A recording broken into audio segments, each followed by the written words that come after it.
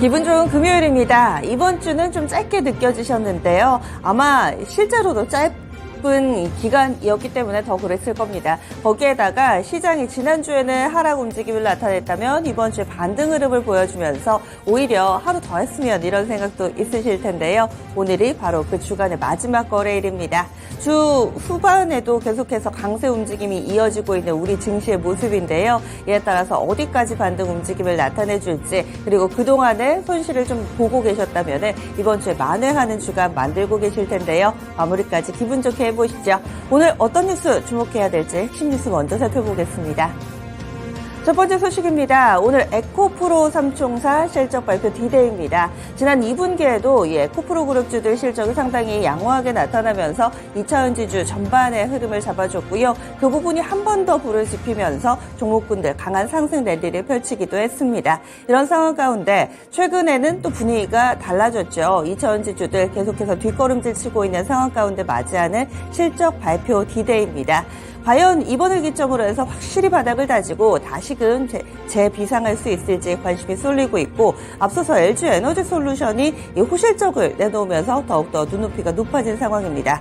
구체적으로 보자면은요, 에코프로 BM의 경우 먼저 말씀드리면은 매출액 2조 예상치 나오고 있습니다. 그리고 영업이익 기준으로는 1조에 약간 1,000억 원에 약간 못 미치는 수준 939억 원이 예상치입니다.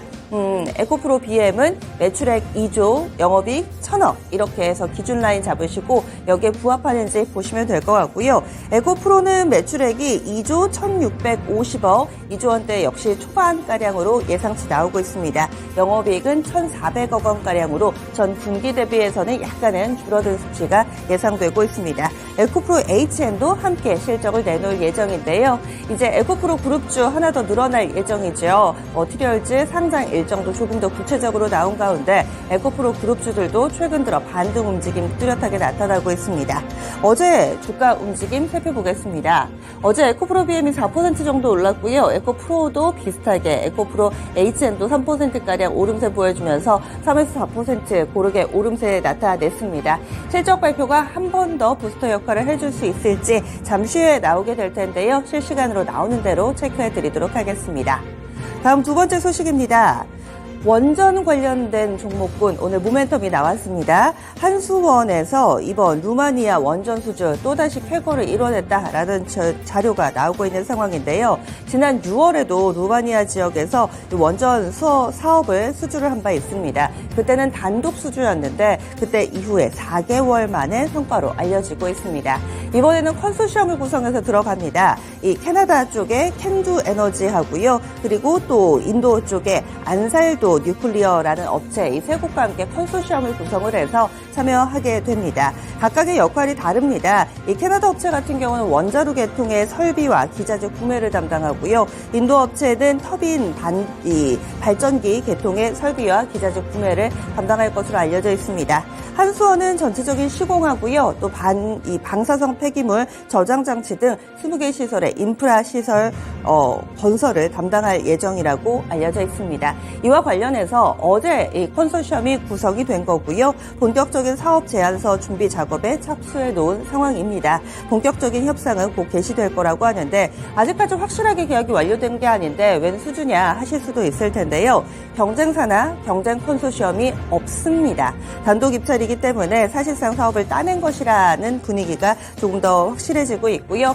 이런 수순대로 큰 이변이 없다면 내년 상반기에 계약이 체결될 것으로 알려져 있습니다.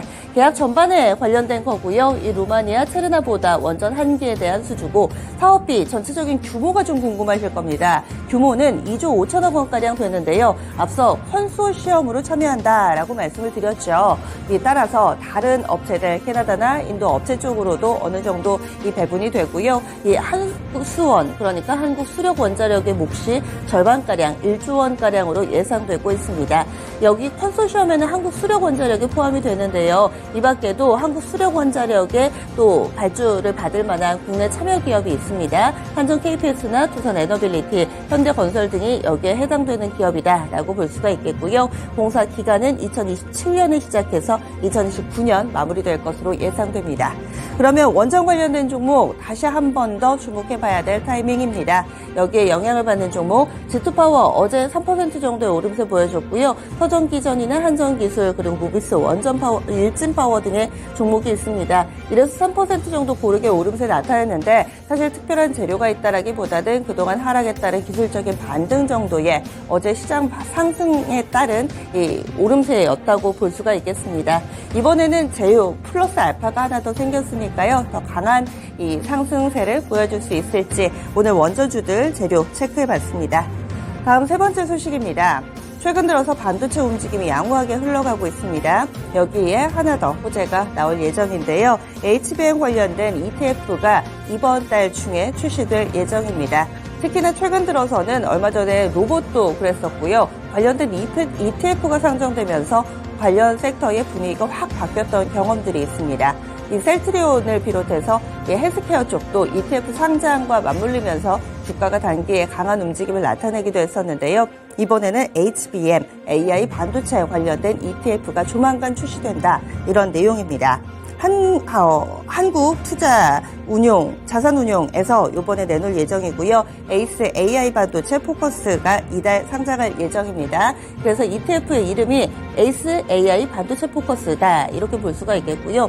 추종지수는 FN가이드 AI 반도체 포커스를 추종한다고 알려져 있습니다. 여기에 어떤 기업들이 포함될 것인가 이 부분이 가장 궁금하실 텐데요. AI 반도체의 이 1, 2, 3위 업체 삼성전자, SK하이닉스 그리고 한미반도체 이 세 기업이 75%를 차지하고요. 그 밖에 이를 포함해서 수혜주 17개 종목이 포함될 예정이라고 합니다. 우리나라 반도체 이 산업이 상당히 좀 압도적인데 그 가운데서 HBM에서의 시장 점유율은 90% 정도의 경쟁 우위를 가지고 있는데요.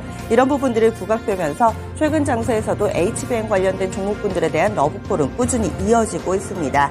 뿐만 아니라 전체적인 반도체 업황이 이제 바닥을 다지고 있다. 업황 바닥론에 힘이 실리고 있는 상황이고 앞으로 HBM은 더욱더 성장할 것이다. 라는 분석하에 이런 ETF가 만들어졌고 또 출시되게 됩니다. 아래쪽에 구성 종목 한 번 더 보시면은요.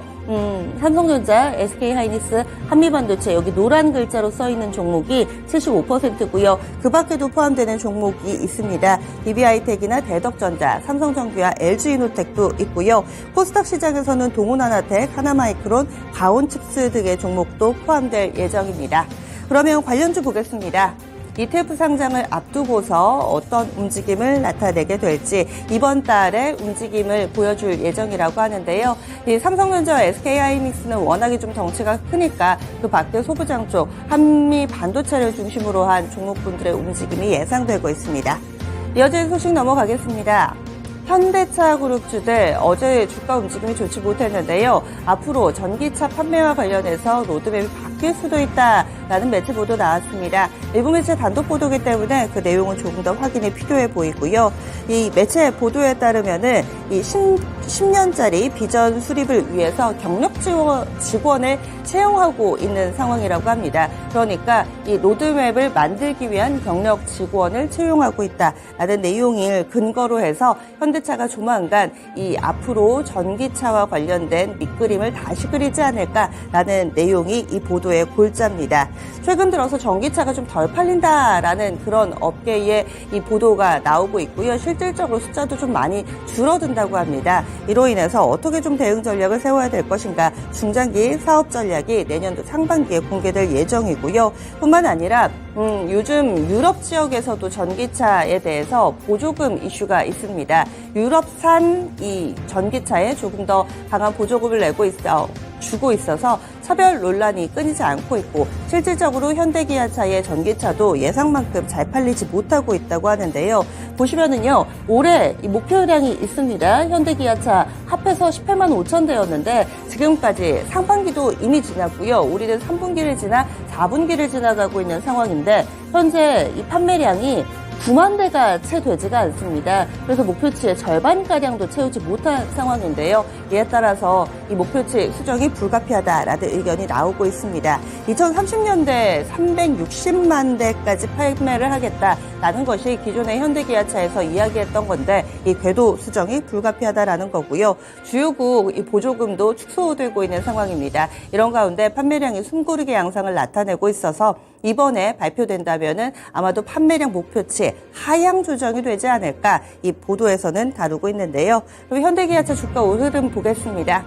현대차 같은 경우는 20만 원권을 가지를 못합니다. 여기에서 좀 주춤주춤하면서 19만 원 선 언저리 어제 상승하는 움직임을 나타내는 장세 속에서도 이 두 종목은 오르지를 못했습니다.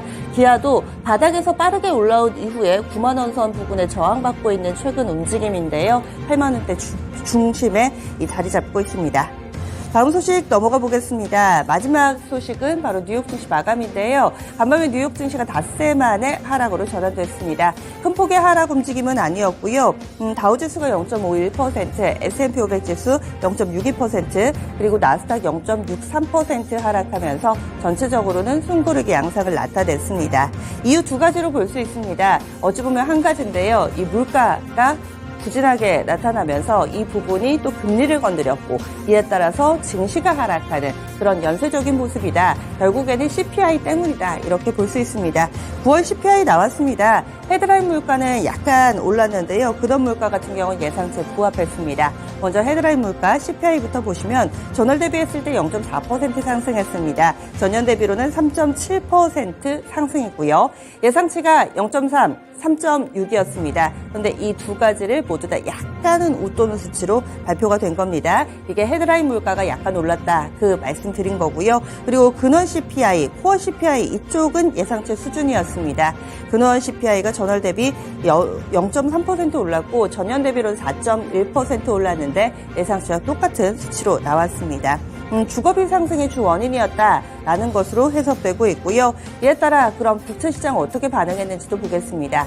10년물 국채금리 지정학적 리스크에도 불구하고 오히려 또 이 뒷걸음질 치면서 안정을 찾아가는 모습이었는데요. 이번 CPI 발표에는 민감하게 반응이 나왔습니다. 10월물이 다시금 4.7%대로 올라섰고요. 2년물도 앞자리가 재차 바뀌었습니다. 5%대 위로 올라가 있습니다. 2년물은 5.07%로 거래를 마쳤습니다. 이렇게 금리가 반응을 하면서 미증시는 힘을 쓰지 못했던 것입니다.